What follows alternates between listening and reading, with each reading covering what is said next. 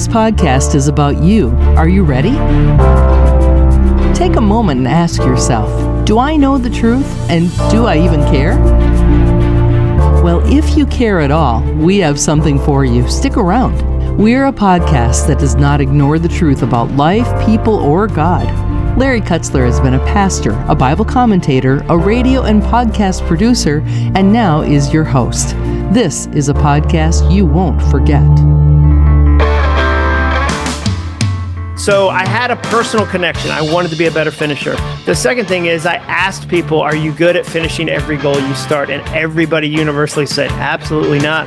The third thing, I went to the marketplace. And when it comes to books, the marketplace is obvious. It's Amazon. So I went to Amazon, I typed in the word finish, and the only thing that came up was dishwasher detergent. And because our culture is obsessed with the start and we ignore the hard stuff in the middle and the finish. So I wanted to write a book about how do you actually finish the things you care about, because there's so many people with half-written books, half-started businesses. I guarantee people come up to you and when they hear what you do, they go, oh man, I've always wanted to do something like that. And you go, you know, you can. Like nobody, It's not illegal. Like people, and people will show up and help you as you kind of do some brave things. And they go, I don't know. And they've got this half-started idea in their heart, in their head. And so I wanted a book that would speak directly to that in a practical way. Tradition, doctrine, and conservative values are all good until they aren't. Any good thing may have a dark side when it becomes more important than God. Every week on the City Sites podcast, we talk about the balance of values, trends, and scripture. Join us for a weekly dose of truth. Sign up for a podcast feed at citysitesurbanmedia.com.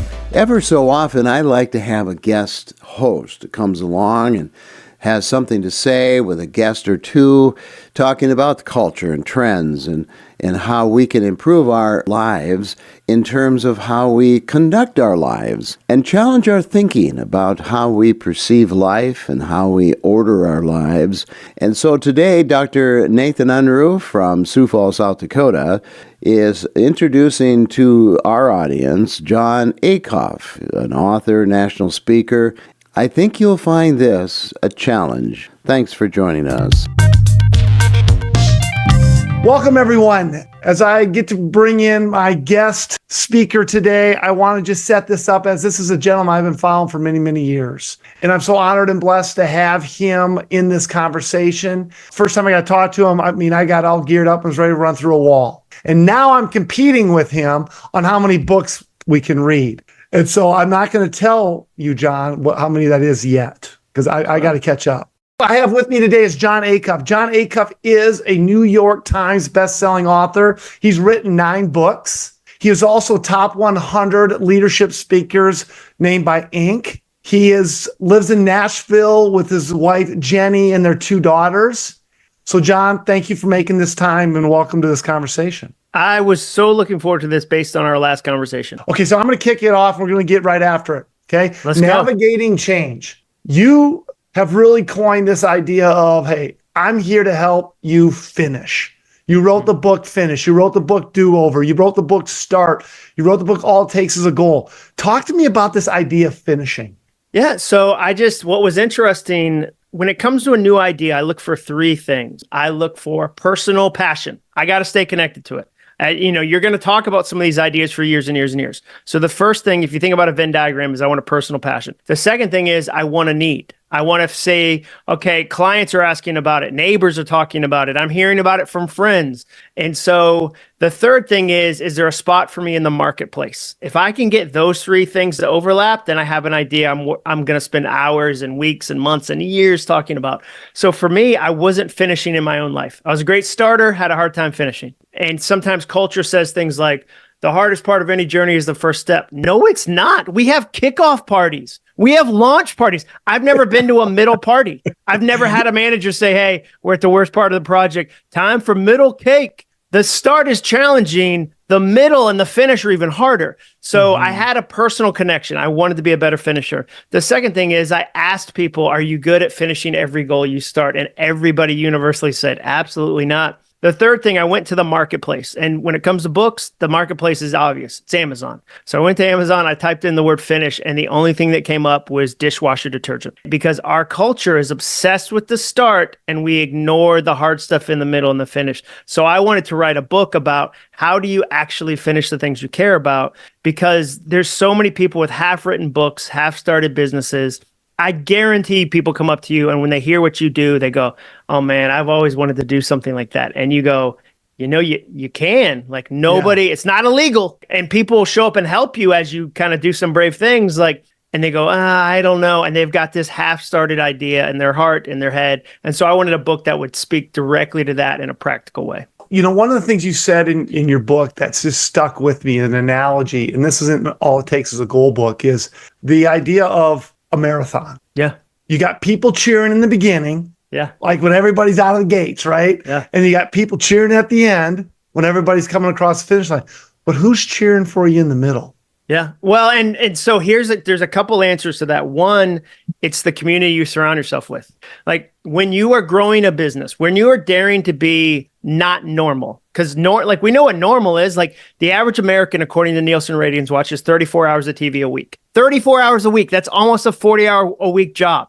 So when you dare to be unusual or extraordinary, that could be very lonely. Nobody talks about that. It's a very lonely experience unless you go get community. So who's going to cheer for you in the middle? The community you reach out to. There's 2 events that happen at every event, the one on stage and the one in the hall. And no offense to any other speaker, I'm a speaker. Usually the one in the hall is even better because you're in real trenches with real people.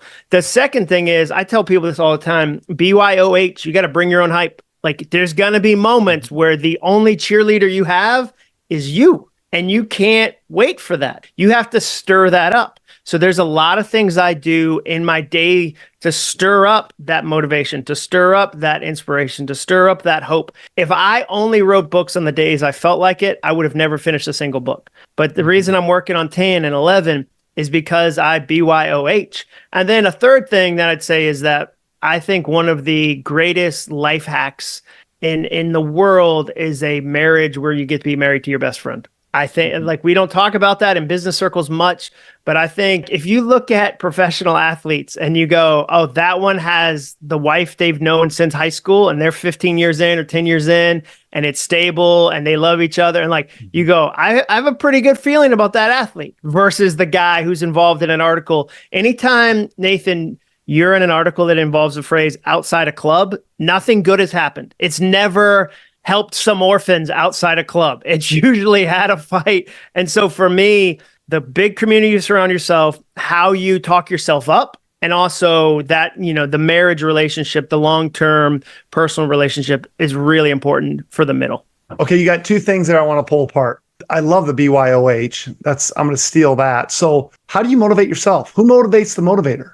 Oh, dude, here's what's funny about me. I have a naturally negative attitude, like a naturally cynical, pessimistic attitude.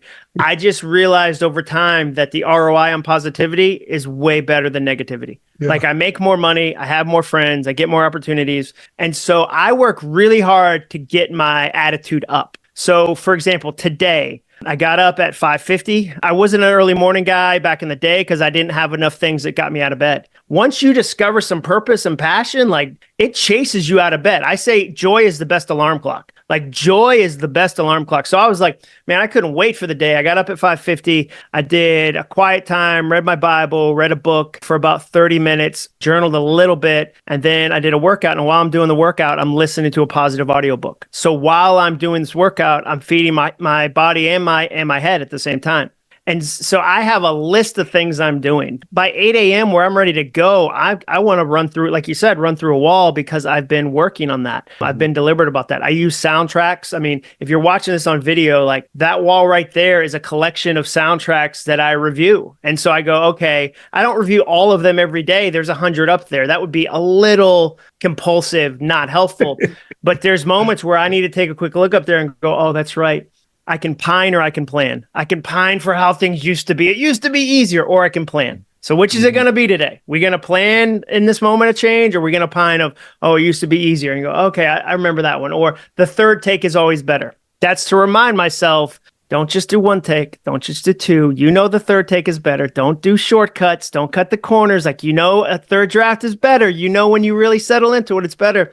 So I do probably, you know, I would say I have maybe a list of 15 to 20 different things that, given the day, I'll pull from as a, here's where my mood is. I need to get it up. Here's where my mood is. I need to get it up. And so I'm really deliberate. And then the people I surround myself with, the people that encourage me, the people that I connect with, I'm pretty deliberate about who's speaking into my life and whose life I'm speaking into. You know, as I hear you say that, it's, you know, the phrase that we often talk about is make the routine your reward. And That's good. your routine is those soundtracks. And I'm sure that, are they truthful? Are they helpful? Are they kind? Right? Yeah. I love that phrase, make the routine your reward, because once you get into that mode, you wouldn't think about breaking it. It's not like, you know, a habit's working when you miss it, it hurts more. Where you go, oh, I didn't get to work out today. Like, I moved my oldest daughter into college yesterday, and I had to tell myself days before, remember, carrying all that stuff is going to be your workout. Like, remember, because we left at 5 a.m. I wasn't going to get up at 4 a.m., be tired for moving her in just so I could check a box. One of the things I say is that a rigid goal is a fragile goal. So I'm flexible with my goals, because if you make your goal, I do this routine at this set time every day, you're doomed. You're doomed. Every day is a little different. Right. So I have to, you know, the older I get, the more I hold two opposite things in my hands at the same time. I'm really detailed and prepared, and I'm really flexible. Those feel opposite some days, but I have to do both, because if I'm only prepared, when something goes awry, it like breaks the whole day. If I'm only flexible, I don't get anything done. Like, it's free form. So I have to kind of do both. So for me, I do know that a goal is working, or a habit's working, whatever word you want to use, when I do see the routine as a reward, when it doesn't feel like drudgery. Missing it feels like, that's when I go, oh, I didn't get a workout in today. I want to get one in. Like, I got to get that mood back up. I don't have to force myself to do it. Are you still running a lot? Yeah, I'm trying to. My goal this year is 650 miles. So, and 450 miles of walking. So I'm hiking a lot. We're doing the rim to rim in the Grand Canyon, me and 3 dudes. And so I'm now switching into, like, I got to do it with a weighted vest. Like, the elevation in Nashville, I don't know if you've been to Nashville, it's 400 feet above sea level. So there's not a lot of opportunities for me as a Nashville guy to get some elevation reps in. So I'm going to have to do stuff like weighted vest, and like, so I'm starting to gear up for like some longer hikes that I'll go do with my wife in prep for this. The other thing that you said, the third component of those relationships was the spouse. Yeah. And I'm glad you brought that up. And I didn't even know that we would get there today, but I want to talk about that for a minute, because I can't agree with you more. When I look at my clients and over the years, even in my own life, of that relationship is so critical. And I'm always curious why we give the ones we love the most our worst. In fact, my little boy said to me one day when he was little, he's no longer little, but he says, yeah, everyone thinks dad's so nice. Well, he's not. He's not. So I, you know, because I would come home and I'd have give them my worst, right? Sure. And so that relationship of being able to really, it's the old saying, you know, the grass is only green where you're watering it. Yep. I look at people that we work with, when the family life is a mess, their business is a mess. Yeah. Looking at getting on the same page of roles and in support on the spouse. Tell me how you and Jenny have done that. I would say slowly. It's been a work in progress. We've been married 23 years, and I think we're still discovering new things about ourselves, which makes marriage really fun. Like, we still surprise each other. I would say it's slowly. I mean, but we had to be aligned on big things. So a big thing that we were aligned on is she wanted to stay at home with the kids. So when we first got married, she had her master's in construction management from Georgia Tech. She was a unicorn in a male-dominated industry and could have really rocketed up her career. But her goal was always, I want to raise our kids. I want to stay home with our kids. So we deliberately set our lives to, can we live on one salary? How do we do that? How do we do that? And then when we had our first kid, we were able to make that transition. But I mean, we cut our salary in half. Obviously, when that happened, we had to be united on that. So I think one of the things we've done is we've tried to stay united on big things like that. The second thing is we do use soundtracks in our family a lot. Like I wrote some down the other day. Like one of them is that we say to our kids and ourselves all the time is there's money on the ground everywhere if you're willing to pick it up. Like there's just money and opportunity everywhere if you're willing to pick it up, because we want our kids to know that. And we want them to have that framework of like, okay, where's an opportunity? What can I do with it? Another one is we don't show up hungry. That's a soundtrack we say in our family. What does it mean? It means if we go to your house, say you are hosting us, we're spending the weekend with you guys, and we get there at 7 p.m. We would have, unless you said, no, we're doing a dinner. My wife loves doing dinners. Unless that was part of it, we would have stopped an hour before and eaten before we got there, because we don't show up and go, feed us. It's time to feed us. Like that's a micro decision for a macro principle of think about others, like be respectful of others. So with our kids, we're like, yeah, we don't show up hungry. We don't roll in a hot mess and then go, also, in addition to staying here, we demanded a beautiful meal tonight. Again, unless the host is like, oh, we'd love to do that. So we talk about our soundtracks a lot. We talk about our goals a lot. We did counseling. We've gone to counseling to learn how to talk to each other, learn how to support each other. So we didn't try to like wing it ourselves. And then the other thing I'd say is, we're very deliberate to look ahead and see what kind of life we want. And then what are the decisions we can make that get us there? So we're very deliberate to go, and I love that 70-year-old, like how they're a couple and what they're getting to do and how their family supports each other and how their kids love each other. And like a practical example that would be, we've had several people we know who are 15 years ahead of us who were deliberate about building a house or like a vacation spot where the kids wanted to come back to. They wanted to come back to it. And especially when they're young and they're young married and they don't have any money, and it was a spot where they wanted to return. So we financially aimed toward that. Like, man, it'd be great when we're 65, if we're fortunate enough to have grandkids, that we have a mountain house where they would love to come to and they'd vacation there and they would want to spend time with us. And that takes a lot of relational equity along the way, but it also takes financial planning. It also takes dream casting with each other. So we talk a lot about where do we want to be in the future and what are the decisions we make today that'll help us get there. For all the listeners there, you got to be intentional. That's what I'm hearing. Nothing awesome happens accidentally. I say that all the time. Nothing awesome. I've never met somebody who said, I accidentally got in shape. I was just binge watching Netflix. Next thing I knew, I was doing burpees. Like, I don't even know how I got off the couch. Nothing. And I think here's the thing, Nathan. One of the reasons I really like you is I know you share the stuff you're doing with people. I don't like when successful people pretend they're not doing 100 things and then they go, no, it's just kind of like it just happens. Like one of my current pet peeves right now is successful men and women who are in their 40s and 50s who are telling men and women in their 20s, you need to worry about work-life balance. No, you don't. Because that successful person you're talking to was building in their 20s. They weren't going, I'm 27. I got to really focus on work life. No, that's a building decade. You got to build and build and build. Like, anybody who's successful in their mid-50s who's telling you that you're 27, you should work less and focus more on work-life balance is not telling you the truth about how they got where they are. Yeah.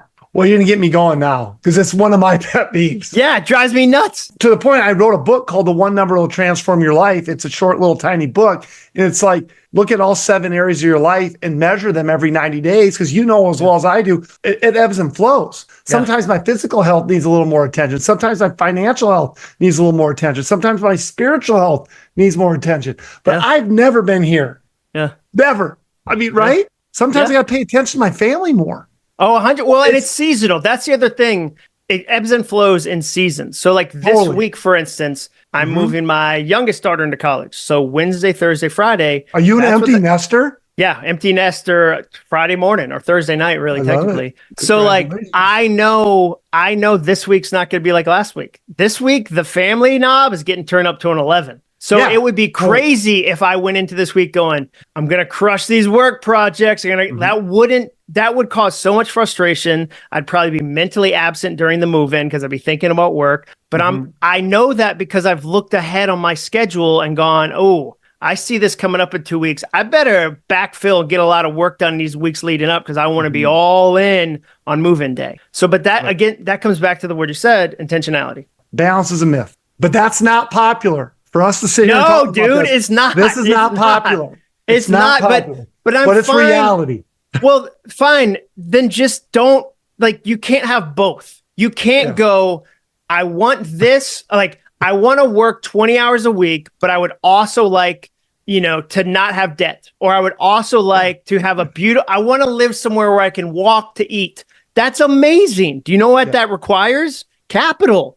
And I want you to have both. And it's not one or the other. Like I have a awesome marriage. I have awesome kids. Like there's ways to have a lot of things. There are, but there's also like, could I maybe have a bigger platform if I did 200 speaking gigs a year? Maybe, but I sure wouldn't know my kids. Like I sure wouldn't know my wife. Like 200 gigs a year for me is divorce city. Like it just is. Like it just that's just math. That's not even a relational thing. That's just like, if we spend 200 nights apart every year, we don't know each other. We're teammates in this thing called the Acuff family, but we certainly don't know each other. So you're always sacrificed. Let's just list words nobody likes, but are actually true. There's no balance. Sacrifices. It does require sacrifice. Like hard work works. Like, we're saying all the swears right now. If you want the thing, I'll tell you how to get the thing. You can't not do the work and then also want the thing. That is the recipe for a miserable life.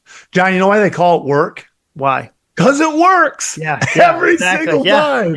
Yeah. The law of the harvest, like reap and sow. Go figure. If I call 20 cold call prospects, I sell. If I don't, I don't sell. It's unfortunate. Okay, you told a story in your book about at one point in time, and I think the exact number is that you had like 80 gigs a year in this year, and you would leave, and you were very apologetic. Oh yeah, you were apologetic to your girls. You were apologetic to your wife, until your wife kind of said, "Hey, you're not helping right now." Yeah, tell that story. Yeah. So what happened was when I had a traditional job, I didn't travel at all. I was a senior content designer. So I was a copywriter in essence for big companies like Home Depot, Staples, Bose. Felt very grateful for those opportunities, but they didn't require any travel. Nobody's ever like, we got to get this copywriter to Spokane, Washington, stat. Like you do your job in your cubicle, you never travel. When I started my own company, I became a public speaker. There was a lot more travel. So if I would do 50 events a year, which is about my number,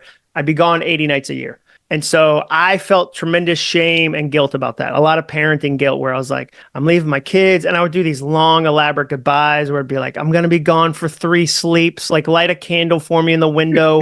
Like it was so dramatic. And kids don't understand the concept of time. So telling them 3 sleeps doesn't help. Like they don't I don't even know what that means. So finally my wife pulled me aside and she was like, look, number one, you're making this really hard for me because you're teaching your kids sadness. They don't even know to be sad. Kids with mirror neurons will mirror what you tell them. So when I go, hey, me leaving is a tremendous, terrible thing. It's the worst. My job is the worst. Travel's the worst. Oh, like I know you're enjoying cartoons, but I'd like you to feel really sad. Second thing she said, you're refusing to process your own shame and guilt and you're just passing it off to them. So you're asking them to deal with it, not you. And third, she said, we want you to do your job. Like, this is a family effort. We love that you're doing something you love. Like, this is what you were built for. We're here to support that. And the big thing, too, is when you demonize work for 18 years with your kids, I hate my job. I wish I didn't have to travel, whatever it is. Don't be surprised when they graduate high school and don't want to get a job. Of course they don't want a job. You just told them for 18 years,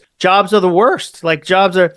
So instead, Jenny said, when you leave, let's celebrate it. Like when you leave, it's a good thing. When you leave, and like, let's tie it to other stuff. So like when we would be at Disney, I'd go, hey, remember that time I missed that weekend because I was in Oklahoma and I was working with that client? This is connected to our ability to go to Disney. Like like all these things are connected. Like all these, one of the things we say in our family is money doesn't buy happiness, but it does fix a lot of problems. It does fix a lot of problems. And there's been times when we've seen folks go through health stuff and they didn't have the finances. Or like right now, one of the largest GoFundMes is funerals, which is devastating, dude. Oh. Imagine you don't have the money for the funeral. And the first thing the remaining family has to do is go do a Kickstarter to pay for your funeral. Like in the middle of grieving, they then have to go try to that's devastating. And so we'll say, money doesn't buy happiness, but it fixes a lot of problems. You can do a lot of fun stuff with it and you can help a lot of people. Like you can ball out on some nonprofit that like you're about to change their whole year with your generosity and then hundreds of lives you don't even know. So that reframed it. And the soundtrack we started to say was, I don't have room in my suitcase for shame. There's no room in my suitcase for shame. And then I started to tell other traveling parents that too. And it helped them go, oh, you're right. Like I have been doing that. And I have been putting that pressure on my spouse and my kids. And so that one became really helpful for a lot of people. And again, as you listen to this, listen to that dance you and your wife did, your wife helping you see that. Like, and then helping your kids. I remember my wife, when my kids were young, she used to tell my kids that, because daddy couldn't be at every ball game. I couldn't be at every single one. And she would say, daddy's helping fix owies, people's owies. Yeah. Right. So they started to get that, right?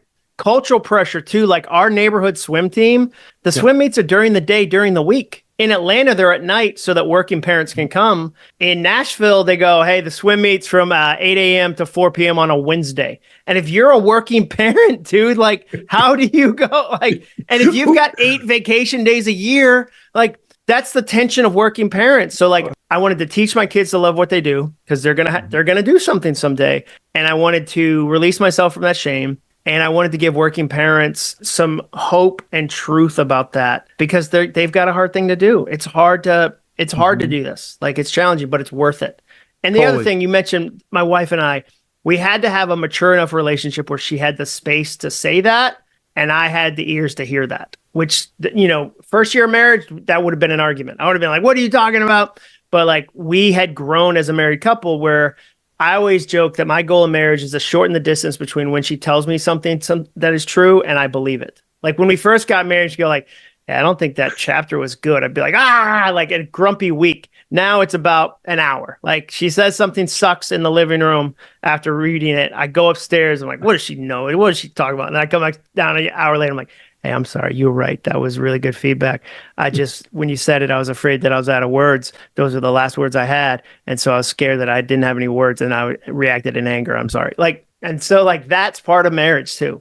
It makes me laugh because for years I would pout. Oh yeah. For totally. 3 days, make her life miserable because I didn't like what she had to say. So dumb. But I like but here's the deal. The reality is to say I still don't do it once in a while, that would be a lie. Oh yeah, of course. To shorten the distance is the key for us as well. Oh yeah. So I love how you said that. Yeah, I'm shortening the distance. It'd be fun to be on podcast and be like, we haven't had an argument in 17 years. I don't know what these people are doing in their terrible marriages, but ours is perfect. But that's not the reality. Yeah, 17 minutes maybe. Yeah, I was about to say, when you're out of town. I love it. Okay, so I'm going to dock the boat here, but I want you to finish with this.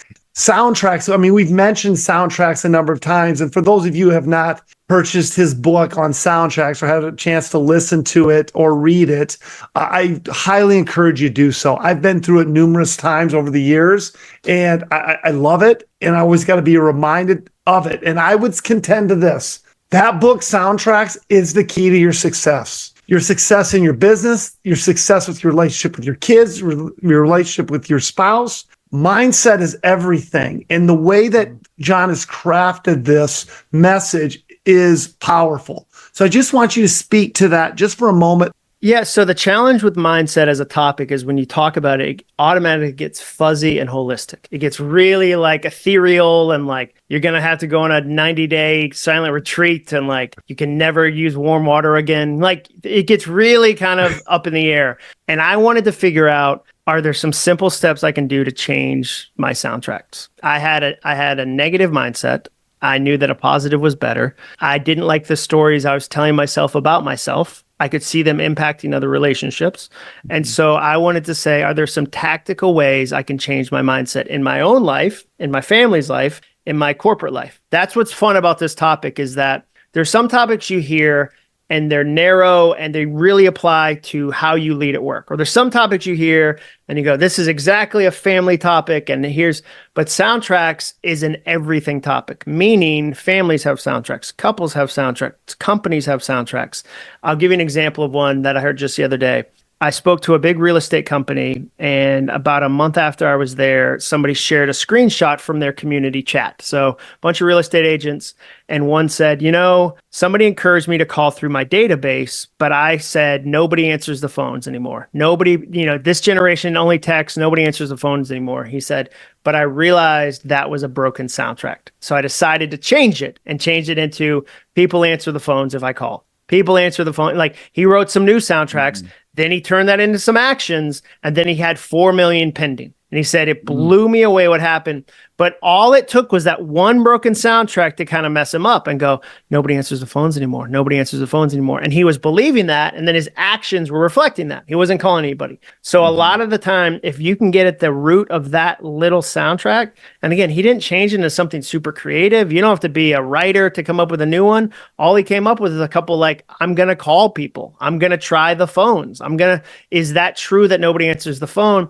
And he said it changed his entire year as a real estate agent. So that's what's fun about mindset is when you can find practical ways to live it out, you really get to see a lot of life change. You and I've talked about this before, the last time we chatted. And even as I look at your room right now and you turn the screen to your whiteboard and I see these cars behind you and I know there's a pine cone that's sitting in front of you. Yeah. So they represent symbols. Talk about symbols just for a moment. Yeah, so I'm a big believer in how can I make it easy? Like I think we tend to complicate life and make it harder than it needs to be. So when I have when I have a soundtrack I'm trying to learn and remember, I'll tie it to a symbol because symbols make things easy to remember. And I'll see it and I can often carry it with me. I mean, there's a reason that, my favorite symbol that's ever been created because it illustrates the point. A great symbol is personal, it's visible, it's easy, it's simple. So my favorite example is the Nike Live Strong bracelets because they were always personal. You never met somebody who said, oh, I wear this because I hate diseases. It's just, I wear disease jewelry. I have an eczema necklace too because I hate eczema. Like, no, they would say, my uncle died of prostate cancer. My mom had breast cancer. It was always personal. Second thing, it was visible. It was bright yellow. Like they could have made it flesh. They could have made it gray. They didn't. They said, here it is, here it is, here it is.